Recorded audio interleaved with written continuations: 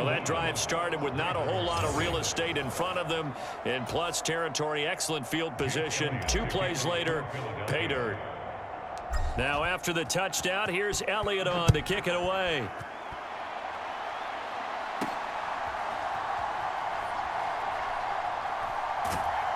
And up to about the 26-yard line, just across the 25. The Ravens offense back out there.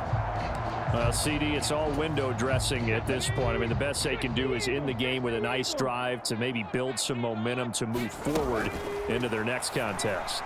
Yeah, and with how lopsided this game has been, even one score might not do a lot of cosmetic good on the scoreboard, partner, because it's just about looking forward at this point. Get a touchdown here, give yourself some positive momentum and reps to focus on when you get back to practice in the next couple of days.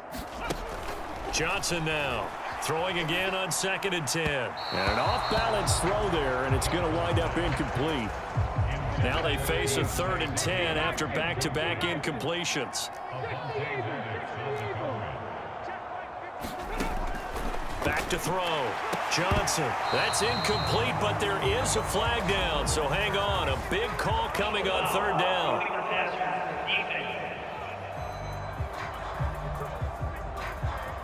So the call there, roughing the passer. Well, the preseason's time for working out the kinks, but sometimes you've got some defenders who are too eager to impress, trying to make this team. And that time we saw one take a shot at the... And for the 4th time tonight, it's an interception. And he'll take it across midfield and down to the 48-yard line. Yet another mistake after the interception there. And, gosh, you look up at the scoreboard. They just got to be thinking this one cannot get over fast enough. It certainly can't. And also what happens when you get this big of a deficit, you're supposed to make all the right throws, right? You're supposed to try and obviously get the ball to your own guys. But being down this big, you also take even more chances. And in this situation, that hasn't paid off for them at all. On the other sideline, jubilation and laughter. And now they're in the hurry-up.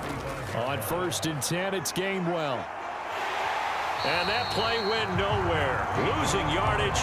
It'll be back at the 36.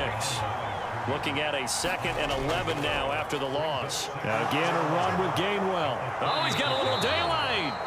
And an excellent job of finding the opening as he's got this now all the way down to the 22. Straight ahead, it's Gainwell. He is taken down at the 21 after a short gain of 2.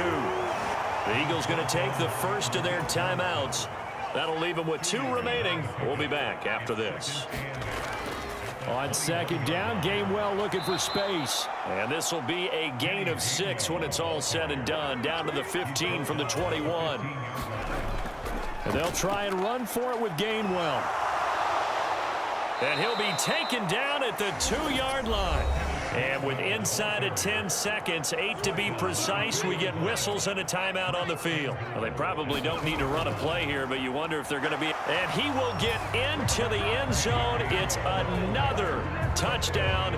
This thing is ugly. So it's a high 5 for that one. His 5th rushing touchdown of the game as he draws ever nearer to potentially making a run at an NFL record.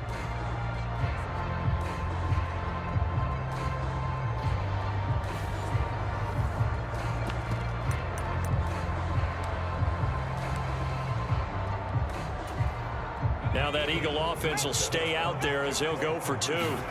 They'll try and throw for it. And this is going to be caught. So add 2 more to the lead as they continue to pour it on here in the 4th. He hits the big target for the 2-point try. Defenses hate those guys, especially around the goal line.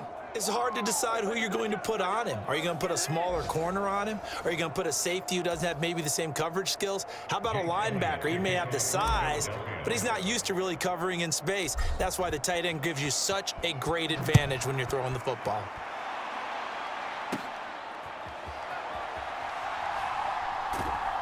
And a decent return out to the 27-yard line.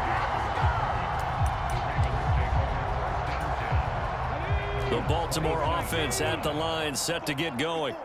This is just an exercise in futility. Do you even bother running a play here offensively? I wouldn't, because now is not going to erase what's happened. There he goes, right side. Look at the big fella go.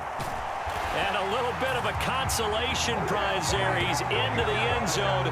Won't win him the game, but they do get the score with all zeros showing. But some fantasy players are really happy with that score. Doesn't affect the outcome, but, hey, nice job there to put it in the end zone for the final play. Could it affect other things? Sometimes these types of scores are ones that we don't consider big at the time. Then later on we find out maybe that was a tiebreaker. Yeah. Or, of course, in the fantasy football world, these points mean a lot. A lot there. The extra point is good, but it only impacts the final score as this game comes to a close.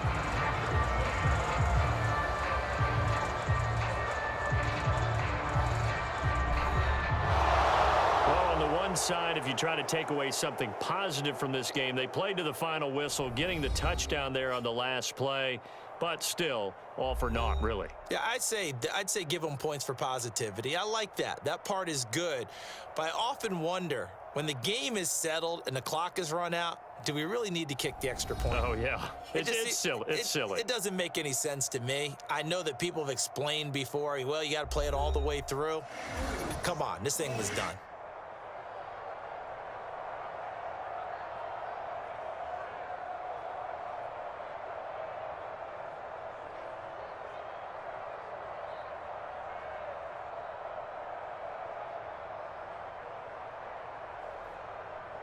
So that'll do it for us. For Charles Davis and all our crew, I'm Brandon Gaudin. You've been watching the NFL on EA Sports. From Baltimore, good night, everybody.